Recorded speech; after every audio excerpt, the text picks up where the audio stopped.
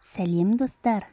Бүгін мен сендерге отбасы хрестоматиясы әлдейтін эпосқа дейінгі кітабынан алынған Райхан гүлі туралы аңызды оқып беретін боламын.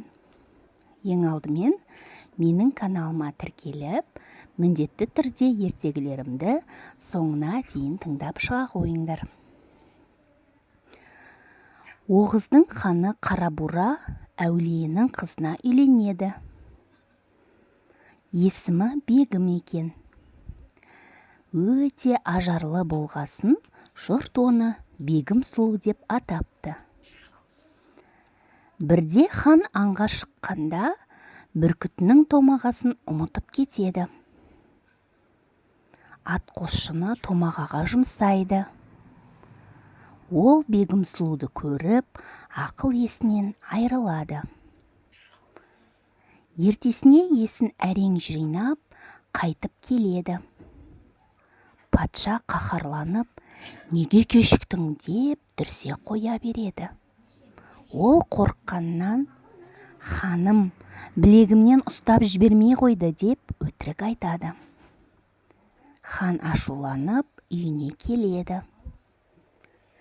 Сөзге келместен әйелінің бұрымын оң қолын кесіп, зынданға тастайды. Қызының ауыр хәлін Қарабура әулие түсінде көреді. Ханға келіп, қызым адал жарын еді ғой, не жазды дейді. Көзіме шөп салды, абыройыма дақ салды. Менен туғаны рас болса, олай істемейді. Көрсет қызымды сөйлесейін.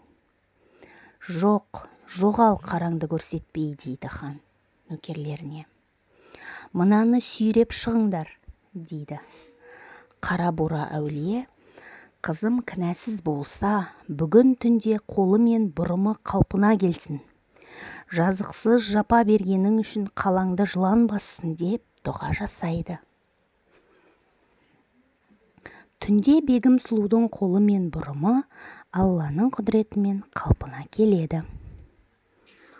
Хан оның кінәсіз екеніне көзі жетіп, кешірім сұрайды. Бірақ көңілінде дық қалған әйелі көгершінге айналып ұшып кетеді. Сол уақытта бір жалғызілікті кейуана өмір сүріпті. Кемпір бір күні тезек теріп жүріп, іннің алдынан бір алтын ділда тауып алады. Ертеңіне тағы да әлгі іннің маңына келсе, бір ділда жатыр екен.